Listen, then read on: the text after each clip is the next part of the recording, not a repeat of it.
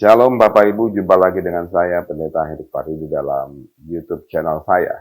Kalau dalam video saya yang pertama, saya berbicara mengenai daripada level rohani. Yang pertama adalah level pertobatan. Saya sudah mengulas mengenai banyak hal mengenai pertobatan dan apa yang dialami dalam level pertobatan ini. Saya masih tetap ada dan membuat dasar daripada apa yang saya ajarkan melalui firman Tuhan, melalui Yohanes 4 ayat 23 adalah di dalam roh dan kebenaran. Yang kedua, setelah level pertobatan, maka kita akan masuk di dalam level pemulihan. Level di mana orang-orang akan dipulihkan dan akan masuk dalam suatu rencana Tuhan yang besar. Level ini adalah level yang sangat luar biasa Bapak Ibu.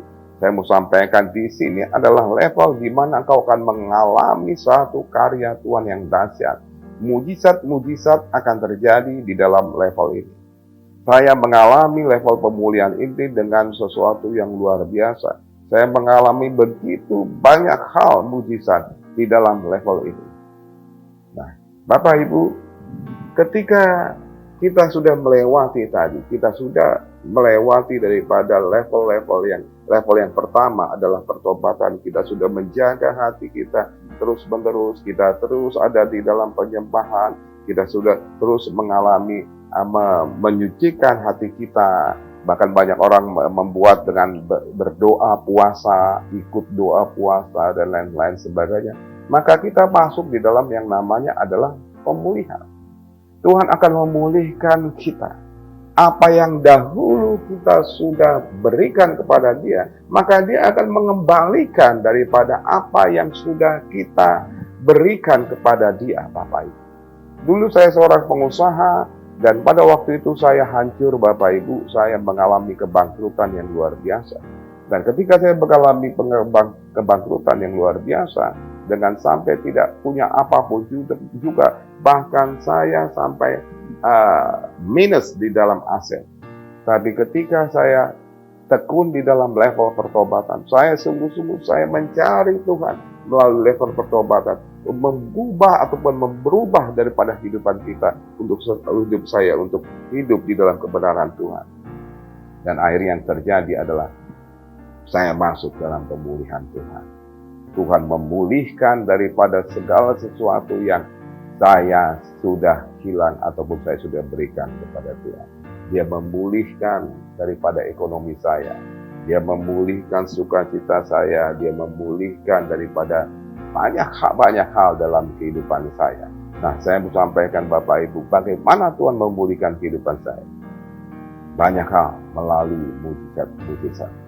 Di dalam level pemulihan ini Bapak Ibu, sepertinya kita akan mengalami hal-hal yang luar biasa. Karena kita sudah sungguh-sungguh, tiba-tiba Tuhan memberkati. Secara ekonomi, Tuhan menambahkan apapun yang ada pada saya. Saya mempunyai suatu hutang yang sangat banyak waktu dulu. Waktu zaman ketika terjadi krisis moneter. Sehingga kami tidak mempunyai apa-apa Bapak Ibu. Bahkan apapun juga yang dalam diri kita, saat itu kami adalah lebih besar hutang daripada apa yang ada pada kita, kami. Tapi ketika Tuhan memulai dengan level pemulihan ini, maka terjadi mujizat-mujizat. Saya mengalami bagaimana Tuhan membalikkan keadaan saya dari seorang yang berhutang, yang tidak punya apa-apa, menjadi orang yang menjadi diberkati. Nah, Bapak Ibu, banyak hal kesaksian-kesaksian dalam level pemulihan ini Bapak Ibu. Ada yang tadi, ada yang mengenai ekonomi, ada yang berbicara mengenai keluarga. Orang-orang yang ditinggal ataupun orang-orang yang berkeluarga punya perpecahan dengan keluarga. Tiba-tiba ketika dia hidup dalam kebenaran, di dalam pertobatan, Tuhan memulihkan keluarganya. Tuhan mengembalikan daripada keluarganya. Keluarganya menjadi keluarga yang harmonis, bahagia, dan lain sebagainya. Nah, itulah yang saya katakan kita masuk di dalam level pemulihan Bapak Ibu. Bagaimana bekerjanya level pemulihan ini? Level pemulihan terjadi adalah anugerah. Pertama saya katakan adalah anugerah. Pertobatan anugerah, pemulihan juga anugerah. Tuhan pasti memulihkan hidup kita. Tapi bagaimana kita bersikap? Sikapnya adalah pertama, rela dibentuk. Rela dibentuk berbicara adalah bahwa ketika pertobatan sudah terjadi, maka kerelaan ini mengubah kehidupan kita. Yang dulu kita rasakan bahwa itu adalah sesuatu yang berat, adalah masalah. Tapi ketika kita masuk di dalam level pemulihan, maka yang terjadi adalah apa yang terjadi itu bukan lagi menjadi masalah, tapi menjadi sesuatu yang sepertinya adalah biasa. Bahkan tidak membuat hidup kita menjadi sulit. Sebagai contoh Bapak Ibu, saya tidak punya rumah waktu kondisi situasi yang sulit di mana akhirnya saya mempunyai hutang yang banyak.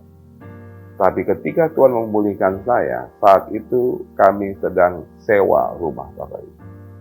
Dengan banyak orang-orang yang menagih hutang kepada saya. Tapi begitu beratnya keadaan yang kalau dulu sebelum saya bertobat sungguh-sungguh, hal itu adalah sesuatu yang sangat berat dan menakutkan bagi saya. Tapi di dalam level ini saya tidak mengalami sesuatu hal itu. Ada satu damai sejahtera daripada Tuhan yang menguatkan saya. Ada satu damai sejahtera Tuhan yang membuat pengharapan dalam kehidupan saya. Saya tidak lagi bersandar atau melihat segala sesuatu ke belakang. Saya tidak melihat lagi segala sesuatu adalah permasalahan. Tapi saya bisa mempunyai keyakinan dengan damai sejahtera daripada Tuhan untuk berjalan ke depan. Saya percaya apapun yang terjadi dalam kehidupan saya, bahwa itu pasti Tuhan sanggup untuk memulihkan saya. Saya tidak berharap apapun juga, karena damai sejahtera itu saya rasakan cukup. Saya tidak berpikir bahwa Tuhan akan mengembalikan itu. Tapi yang saya rasakan adalah saya berjalan di dalam damai sejahtera dan sukacita. Pemulihan yang terjadi adalah pertama-tama dia memulihkan daripada hati kita. Dia memberikan damai sejahtera yang luar biasa. Dia tidak menganggap mata saya ataupun dia mengalihkan pandangan saya dari ke belakang, ke samping, ke kiri, ke kanan, menjadi ke depan. Untuk terus berjalan. Dia memberikan damai sejahtera dalam kehidupan saya untuk terus berjalan di dalam tadi rencananya. Dan saat itu, tiba-tiba, itu seperti suatu bom. Suatu anugerah yang dahsyat terjadi. Dia sudah memulihkan saya. Kok begitu? Ya. Karena anugerah zaman, karena dalam level ini kau akan mengalami yang namanya mujizat. Begitu juga saya pernah mendengar orang-orang yang hidup di dalam sakit penyakit. Ketika dia mulai sungguh-sungguh, dia tidak lagi memperlihatkan sakitnya. Dia terus berjalan dalam sejahtera Tuhan yang besar adalah hatinya. Tiba-tiba dia menyadari, ternyata Tuhan sudah menyembuhkan penyakit. Nah, Bapak Ibu, saya mau sampaikan, ini adalah anugerah. Ini adalah suatu mujizat-mujizat. Saya mau sampaikan, ini adalah sesuatu level rohani yang begitu antusias, begitu luar biasa. Saya dipulihkan secara ekonomi, saya dipulihkan secara keluarga, saya dipulihkan secara hati saya, hidup saya. Dan saya melihat rencana Tuhan yang besar terjadi dalam kehidupan saya. Tuhan berbicara adalah di dalam roh dan kebenaran.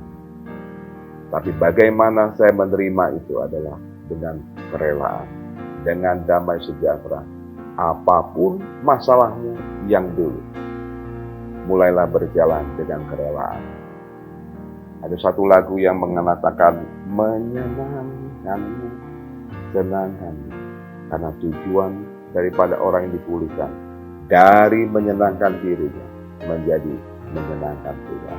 Apapun juga, Alkitab berbicara mengenai Paulus mengatakan, yang dahulu aku katakan adalah kerugian, keuntungan, tapi sekarang menjadi rugi. Apapun yang dulu sepertinya baik bagi saya, tapi sekarang tidak menjadi menarik bagi saya. Dulu saya suka dengan diskotik, sekarang saya tidak suka sama sekali. Apakah karena prinsip? Bukan. Tapi karena dia yang mengubah hidup saya. Dulu mungkin kau suka dengan hal-hal yang jelek, tapi kalau dalam pemulihan terjadi, maka kau menjadi tidak suka. Seorang datang kepada saya mengatakan, Pak, dulu saya tukang merokok. 4 bungkus dos saya merokok. Tapi ketika saya sungguh-sungguh dan Bapak berdoa, tiba-tiba mulut saya pahit. Saya sudah coba rokok tapi saya sudah tidak pahit. Karena ada pemulihan daripada Tuhan. Dia lepaskan segala sesuatu yang tidak dia suka dalam pertobatan itu. Dan akhirnya Tuhan sudah pulihkan. Dan dia mengatakan, saya melihat bagaimana keluarga saya dipulihkan. Saya melihat bagaimana ekonomi saya dipulihkan. Saya melihat bagaimana hidup saya dipulihkan. Inilah level yang saya mau sampaikan. Sesuatu yang sangat luar biasa. Masuklah dalam level ini melalui apa? Melalui kerelaan. Nah, saya mau sampaikan apa kendala-kendala di dalam level itu. Apa yang menyebabkan sering gagal? Yang pertama adalah, tadi saya katakan, tidak rela dibentuk. Selalu bersandar kepada pengertian kita sendiri. Kita bersandar mengenai apa ya hidup kita itu adalah melalui kehidupan pikiran kita. Kita tidak mau dibentuk oleh Tuhan. Dia mau mengajar, dia sudah mengarahkan pandangan kita ke depan. Tapi ketika dia mengatakan, ayo berjalan, kita akan katakan, Tuhan, jalan itu penuh batu, jalan itu tidak enak, jalan itu panjang, dan lain sebagainya. Itu yang membuat kita tidak mengalami tadi pemulihan. Tuhan mengatakan, walaupun kita mengalami sesuatu perjalanan yang panjang, kita harus tahu, kalau dia beserta dengan kita, maka jalan itu akan menjadi jalan yang penuh dengan sukacita, damai sejahtera, dan kebahagiaan. Nah, Bapak Ibu, perjalanan ini kadang-kadang ada yang panjang, ada yang cepat. Kenapa? Saya bisa simpulkan sedikit. Kerelaan dibentuk adalah tadi saya katakan, kau bukan hanya harus rela, tapi kau harus melihat. Kerelaan dibentuk berbicara mengenai juga tadi adalah dasar daripada pertobatan kita. Hal-hal yang kecil yang masih menyangkut di dalam pertobatan kita. Yang kita rasa bahwa itu ada sesuatu yang wajar. Tapi Tuhan mau itu harus diselesaikan. Oleh karena itu, saya mau sampaikan, apa itu dosa atau kelemahan orang-orang yang masuk di dalam level pemulihan ini? Pertama adalah dosa-dosa kecil. Kalau kau seorang perempuan misalnya, Bapak Ibu, kau sudah bertobat. Kalau kau dulu mungkin mempunyai suatu prinsip seks bebas dan lain sebagainya, kau sekarang sudah hidup di dalam kebenaran. Tapi kau masih suka dengan pakaian yang lama. Kau masih suka pakai baju-baju seksi. Kau nggak berubah. Tapi kalau katakan banyak orang bule, banyak orang mengatakan, atau ada seorang bule yang mengatakan kepada saya, sekarang ini prinsipnya kita adalah Tuhan dalam hati, dikatakan. Anda tidak boleh menjudge the book with the cover. Saya katakan, saya tidak menghakimi. Saya tidak mau baca bukunya juga. Dan saya nggak peduli dengan hal itu. Tapi saya mau sampaikan bahwa Tuhan sedang beracara dengan hal-hal yang kecil dalam kehidupan. Kalau kau sudah mengatakan kau sudah bertobat, sudah mau melayani Tuhan, tapi kalau bajumu seksi terus, itu akan mengganggu. Dan Saya mau sampaikan juga, dan Tuhan sulit untuk mengubahmu menjadi sampai kepada level yang baru. Itu terjadi, Bapak. Oleh karena itu, jangan buat ataupun jangan mengerti ajaran daripada prinsip-prinsip orang dunia, mensinkritismekan daripada kebenaran firman dengan pikiran-pikiran dia. Saya melihat banyak sekali daripada orang-orang, misalnya daripada anak-anak muda yang menjadi hal begini. Mereka berpikir bahwa dengan gaya tank top di gereja, yang penting adalah hatinya sudah bertobat. Saya hanya melihat bahwa hidup mereka itu biasa-biasa saja. Karena apa? Rencana Tuhan tidak pernah terjadi. Bahkan banyak daripada mereka akan kembali lagi kepada pertobatan awal. Karena tadi mereka tidak mau dibentuk oleh Tuhan dengan kesungguhan. Radikal. Tuhan mau kita radikal. Tuhan mau kita sungguh-sungguh. Tuhan gak mau kita setengah-setengah. Itu sebabnya di gereja, di The Throne, kami pakai seragam tapi pakai kostum. Gak ada seorang WL pakai tank top ada dan mengatakan saya sudah bertobat. Karena kita tahu bahwa level pertobatan hanya level awal. Tuhan mau rencana yang besar terjadi dalam kehidupan kita lagi. Itu bukan level segalanya. Kau tidak bisa katakan hati saya bertobat, bukan. Kau harus bertobat sampai bajumu bertobat, sampai bajumu benar, sampai omonganmu besar benar, sampai segala sesuatu yang kau lakukan benar. Memberkati orang. Sampai kau bisa melihat Tuhan ada di depanmu dan kau menghargai daripada hadirat Tuhan. Sebagai contoh. Yang kedua, apa yang sering kelemahan adalah merasa menang sendiri. Ketika kau menjadi latar belakangmu kau adalah orang-orang yang hebat mungkin dulu. Kau mengetahui banyak mengenai agamamu yang lama ataupun mengenai agama yang lama. Dan ataupun segala sesuatu. Kau baca buku, cari pendeta-pendeta dan mengatakan akhirnya setelah kau mau dipulihkan, kau menganggap kau lebih hebat daripada orang-orang lain. Kau menganggap bahwa gembalamu adalah gembala yang remeh. Kau mengeremehkan daripada gembalamu dan mengatakan, gereja ini gak pantas bagi saya. Karena apa? Kau Tuhan sedang menuntut kau dipulihkan dari kesombonganmu menjadi rendah hati. Tapi kau tidak mau, maka kau akan putar-putar. Kau akan melihat bahwa segala sesuatu menjadi putar-putar. Kau pindah-pindah gereja kemana-mana dan mengatakan, saya seorang pendoa, saya begini, saya dapatkan apa. Bapak Ibu, saya mau sampaikan, hati-hati. Tuhan sedang beracara dengan hidup kita. Karena memang dalam level ini, saya sampaikan, banyak terjadi mujizat. Bahkan saya mau sampaikan, di dalam level ini, kau sedang mengalami karunia Tuhan. Itu sebabnya pendoa-pendoa banyak melihat penglihatan-penglihatan. Ketika kau melihat penglihatan, kau melihat atmosfer rohani, kau mulai mengatakan, saya lebih hebat daripada yang lain. Bapak Ibu, saya mau sampaikan, hati-hati. Ini waktunya. Ini adalah jalan yang luar biasa, level yang luar biasa. Kau mengalami mujizat, kau mengalami banyak hal secara rohani, tapi Tuhan masih mau membentuk diri. Tuhan masih mau membentuk diri. Hal-hal yang kecil, supaya kita setia kepada, supaya kita mau sampai kepada tujuan Tuhan yang sungguh-sungguh terjadi dalam kehidupan. Kalau kita melihat Raja Saul, Bapak Ibu, apa beda Raja Saul dengan Raja Daud? Raja Saul adalah orang yang sudah masuk dalam level pertobatan.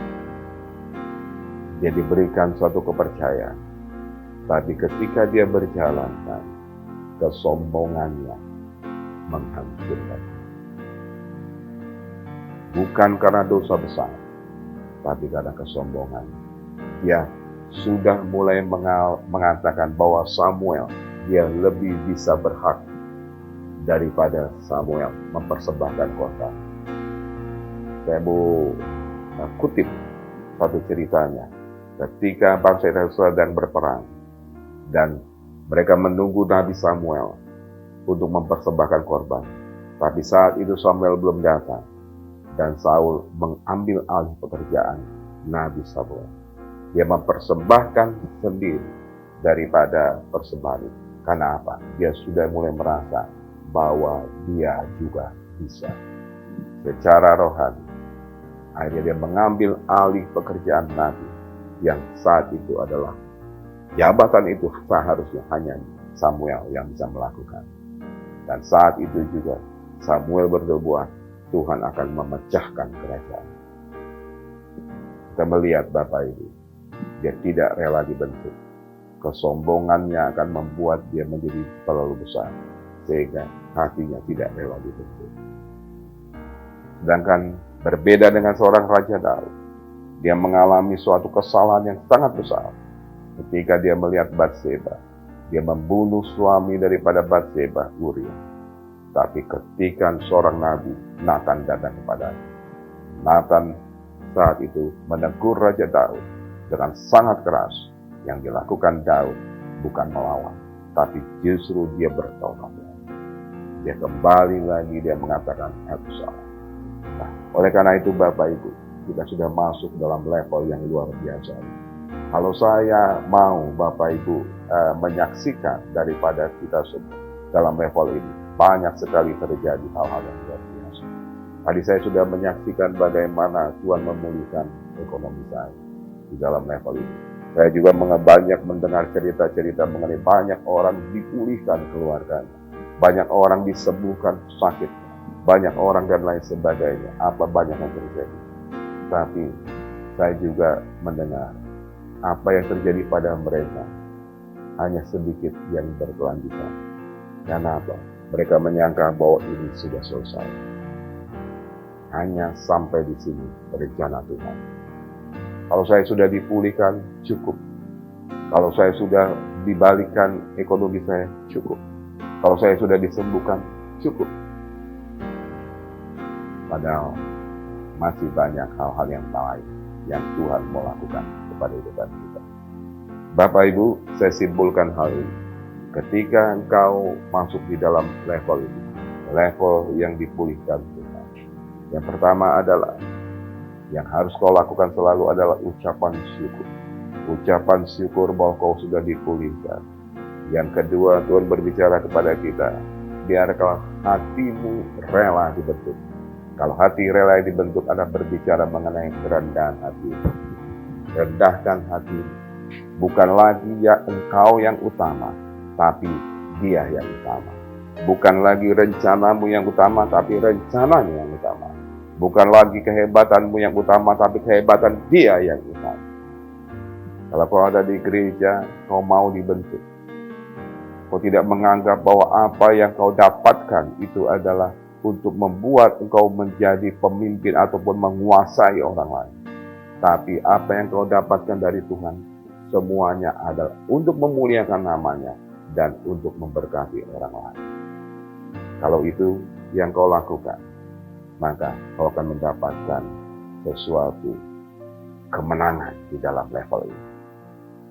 Saya percaya ketika kau menang dalam level ini, Tuhan akan membawa ke level-level selanjutnya. Anugerah yang lebih dahsyat lagi, kuasa lebih dahsyat lagi, pemakaian Tuhan yang lebih dahsyat lagi. Amin. Bapak Yesus memberkati.